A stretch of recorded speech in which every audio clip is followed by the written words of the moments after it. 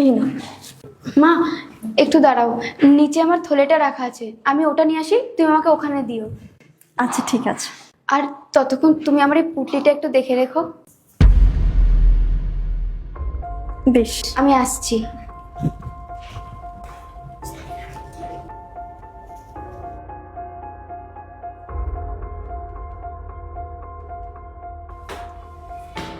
ও তুমি চলে এসছো? হ্যাঁ, কিন্তু তুমি এখানে দাঁড়িয়ে আছো কেন? আরে একজন মহিলা এসেছিল, একটু চাল ডাল চাইলো, সেই জন্য দিতে এলাম। তো উনি বললো নাকি ওনার থলিটা নিয়ে আসবেন, থলিতেই নেবে, সেই জন্য অপেক্ষা করছি। নিচে? কিন্তু আমি তো নিচে কাউকে দেখলাম না। কাউকে দেখলে না? উনি তো একটু আগে এলেন। ঠিক আছে, ছাড়ো, যা দরকার হবে সে চলে আসবে। ভিতরে চলো।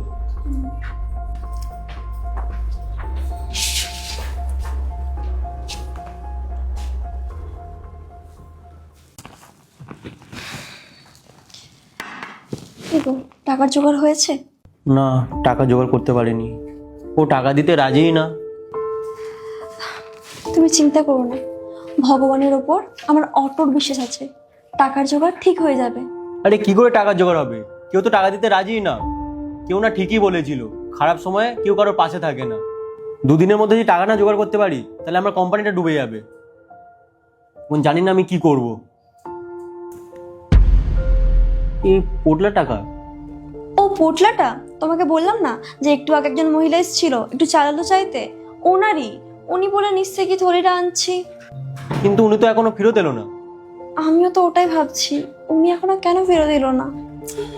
আরে একেই এত প্রবলেম চলছে, তার উপরে আবার একটা নতুন প্রবলেম। ওর ভিতরে তো কিছু খারাপ কিছু থাকতে পারে। না না, এরকম কিছু না, ওনাকে দেখে ওরকম একটু মনে হয়নি, ভালো মানুষ মনে হয়েছিল।